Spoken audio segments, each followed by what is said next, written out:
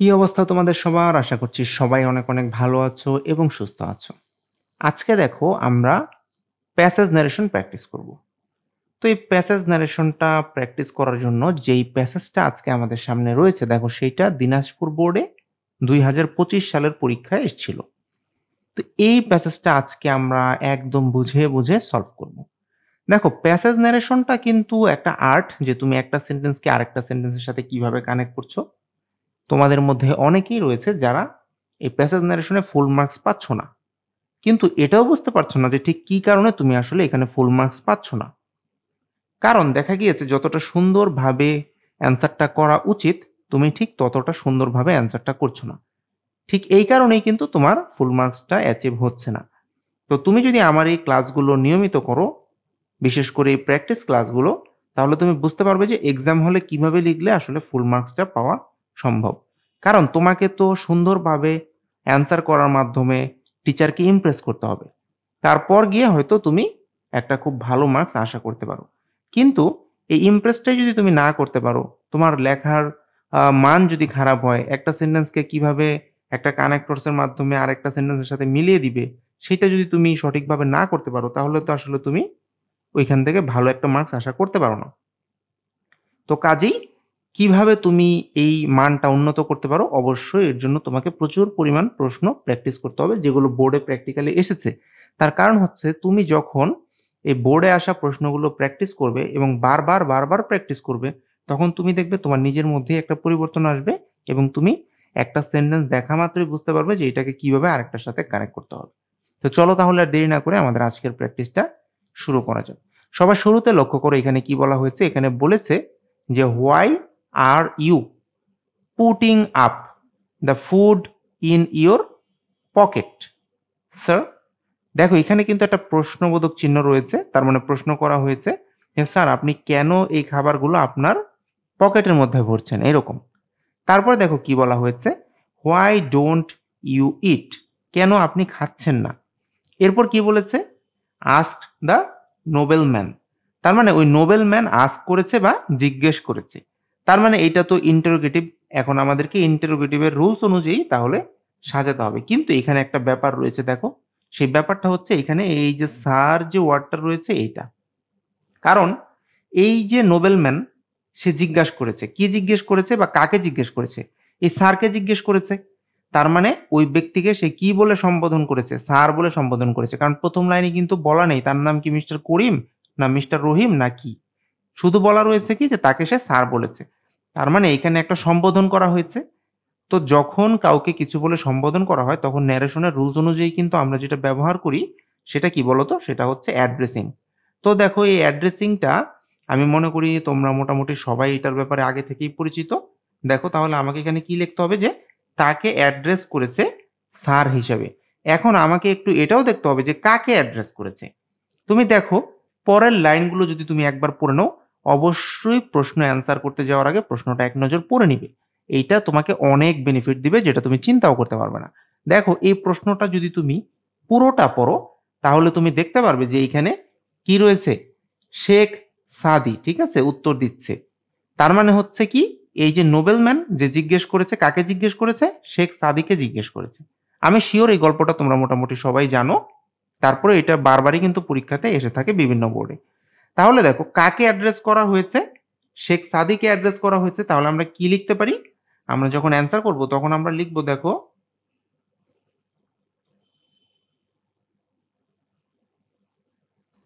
যে অ্যাড্রেসিং কাকে? এই যে শেখ সাদি, এইটা আমরা কিন্তু এখানে বসিয়ে ফেলবো। ঠিক আছে?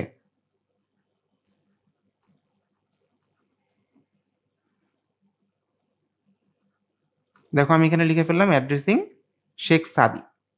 এখন দেখো তাকে সম্বোধন করা হয়েছে কি বলে? স্যার বলে। তাহলে আমি এখানে কি লিখব? As sir. তার মানে শেখ সাদিকে স্যার হিসেবে সম্বোধন করে এরপর আমি কি করলাম? একটা কমা দিলাম। এখন আমাকে বলতে হবে কি যে এই নোবেলম্যানটা জিজ্ঞেস করেছে। ঠিক আছে?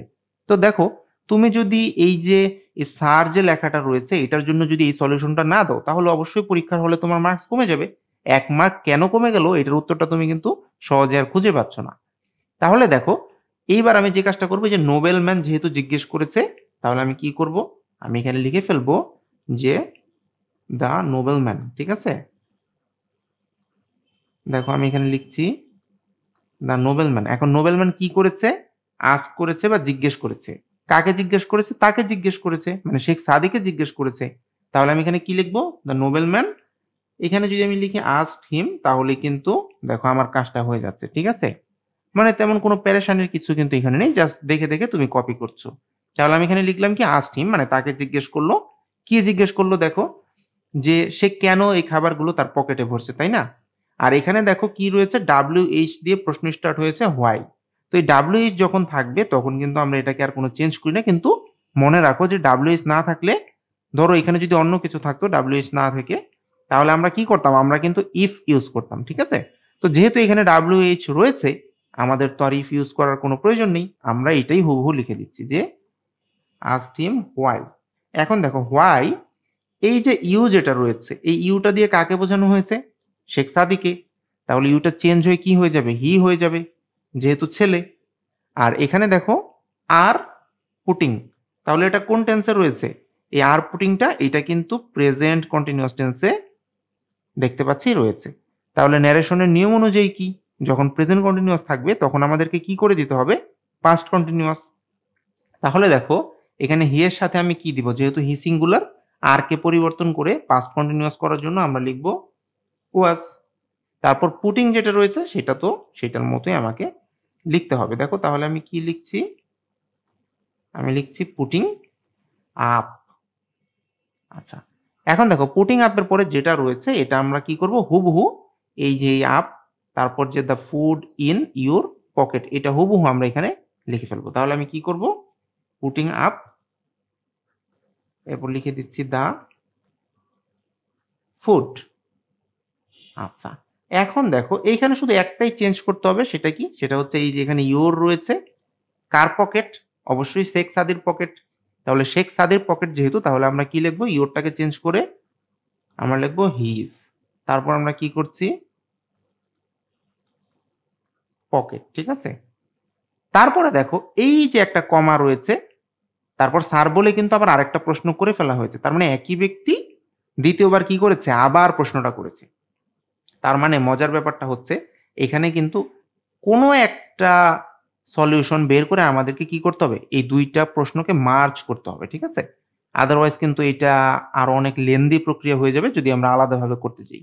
তাহলে আমরা কি করব, দেখো এইখানে যদি আমি একটা অ্যান্ড লাগাই দিই, দেখো অ্যান্ড, তাহলেই কিন্তু হয়ে যাচ্ছে অ্যান্ড। তার মানে একটা প্রশ্ন সে করে দিয়েছে, তারপর আমরা অ্যান্ড দিলাম, এখন এই প্রশ্নটাকে কনভার্ট করে দিই।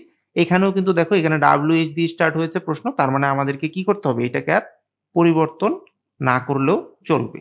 তাহলে দেখো আমরা কি করছি, অ্যান্ড হোয়াই এর মতো লিখে দিয়েছি।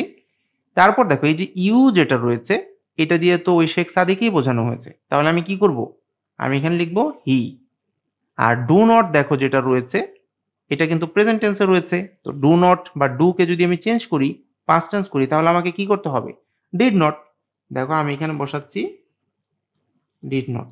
তো এখানে তো আমি ডিড নট দিয়ে পাস্ট করেই দিয়েছি, এখন এই ইট যেটা রয়েছে এটাকে তো আর চেঞ্জ করার কোনো প্রয়োজন তাহলে নেই, আমরা এটাকে জাস্ট লিখে রাখি।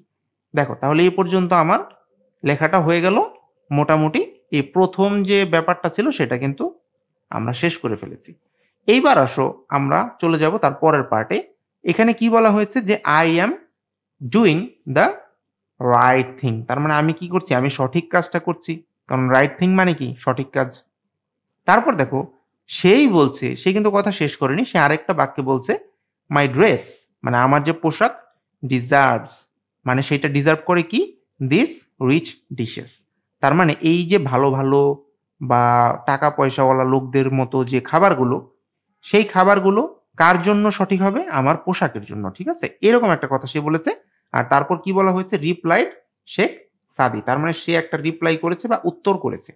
তাহলে দেখো এখন আমি কি করব, আমি এখানে লিখে ফেলবো শেখ সাদি, যেহেতু সে রিপ্লাই করেছে। ঠিক আছে, দেখো আমি এখানে লিখলাম শেখ সাদি। আমরা যেহেতু এখানে রিপ্লাইড রয়েছে, তাহলে আমি কি করব, রিপ্লাইড দিয়ে তারপর লিখে ফেলবো দ্যাট। আসলে লিখি রিপ্লাইড দ্যাট। দেখো সে উত্তর দিয়েছিল কি, যে এই যে আইটা রয়েছে দেখো, এই আইটা কে বলছে বা কার কথা বলছে? অবশ্যই শেখ সাদির কথা বলছে, মানে সে তার নিজের কথা বলছে। তাহলে আইটা চেঞ্জ হয়ে কি হয়ে যাবে? হি হয়ে যাবে। তারপর দেখো এই যে অ্যাম ডুইং, এটা কোন টেন্স বলো তো? এটা কিন্তু প্রেজেন্ট কন্টিনিউয়াস টেন্স। তো নিয়ম অনুযায়ী কি, প্রেজেন্ট কন্টিনিউয়াস থাকলে পাস্ট কন্টিনিউয়াস করতে হবে। তাহলে আমি কি করব, দ্যাট হি, তারপর আমি এখানে লিখব ওয়াজ ডুইং, ঠিক আছে? হি ওয়াজ ডুইং, তারপর কি লিখব, দ্য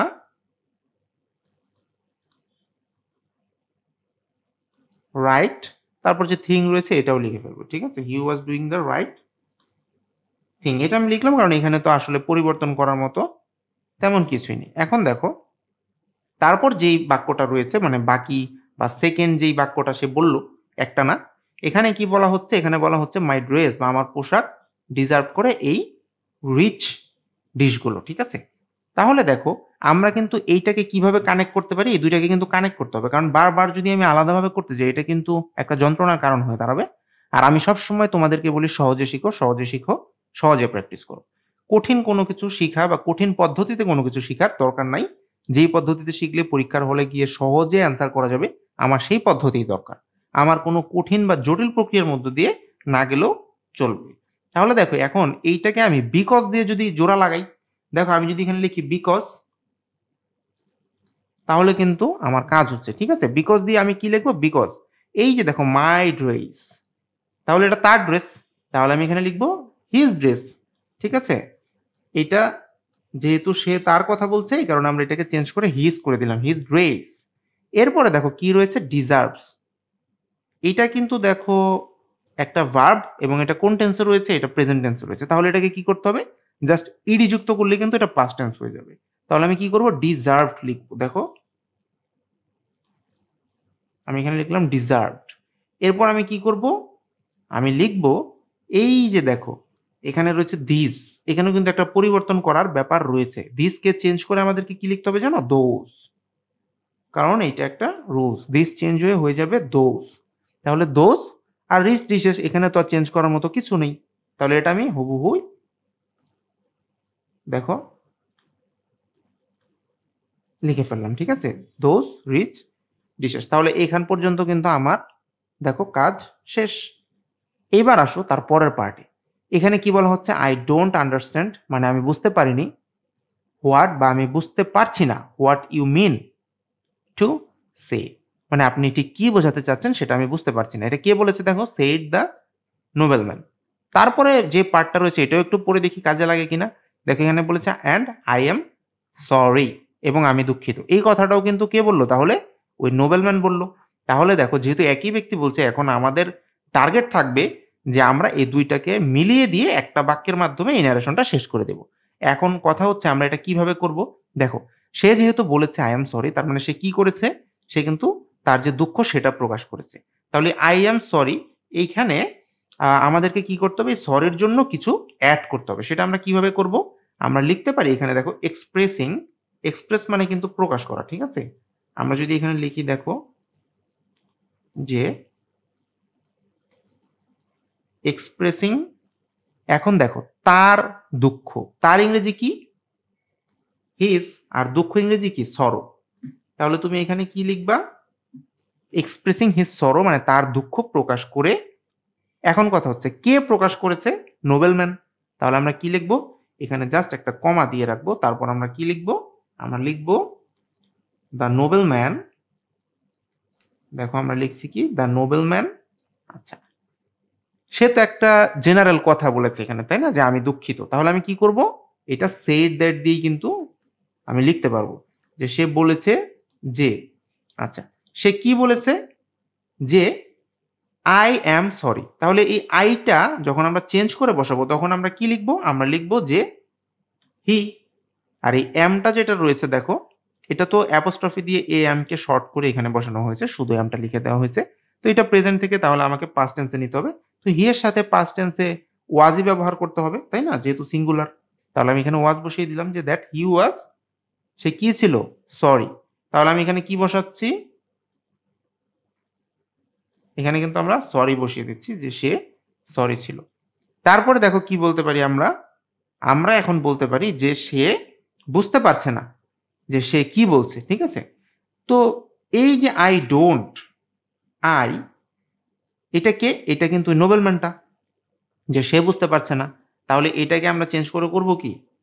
এখানে কিন্তু এই চেঞ্জ করে যেটা আমরা বসাবো সেটার আগে একটা কাজ রয়েছে।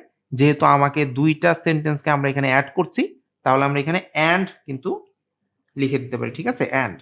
এই অ্যান্ড লিখার পরে আমি যে কাজটা করব, এখন এসে এই আইটাকে আমরা হি বসাবো। হি, তারপর দেখো ডু নট আন্ডারস্ট্যান্ড। তাহলে ডু নট যেহেতু রয়েছে এটা তো প্রেজেন্ট টেন্স, তাহলে আমাকে পাস্ট টেন্স করতে হবে।